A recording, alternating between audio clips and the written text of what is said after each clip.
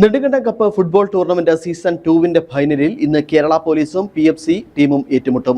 ഇന്ന് രാത്രി 7 മണിക്ക് നെടുങ്കണ്ടം പഞ്ചായത്ത് ഹൈ ആൾട്ടിറ്റ്യൂഡ് സ്റ്റേഡിയത്തിലാണ് മത്സരം നടക്കുന്നത്. KSCB, കോവളം SC ടീമുകളെ പരാജയപ്പെടുത്തിയാണ് കേരള പോലീസും PFCയും ഫൈനലിൽ എത്തിയത്.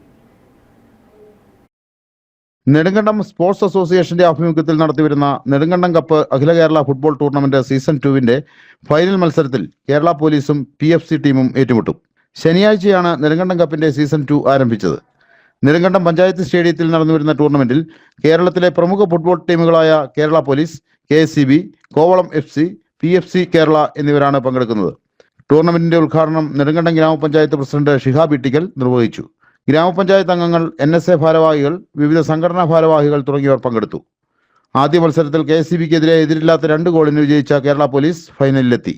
ഇന്നലെ നടന്ന രണ്ടാം മത്സരത്തിൽ കോവളം FCയെ 1-നെതിരെ 3 ഗോളുകൾക്ക് പരാജയപ്പെടുത്തിയാണ് PFC ഫൈനലിലെത്തിയത്.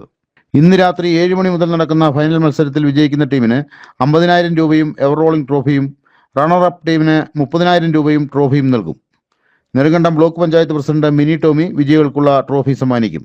നെടുങ്കണ്ടം, കരുണാപുരം, പാമ്പാടുംപാറ ഗ്രാമപഞ്ചായത്ത് പ്രസിഡന്റുമാർ, സ്പോൺസർമാർ, NSA ഭാരവാഹികൾ, വിവിധ രാഷ്ട്രീയ കക്ഷി നേതാക്കൾ, സംഘടനാ ഭാരവാഹികൾ തുടങ്ങിയവർ പങ്കെടുക്കും. News bureau, Nedumkandam.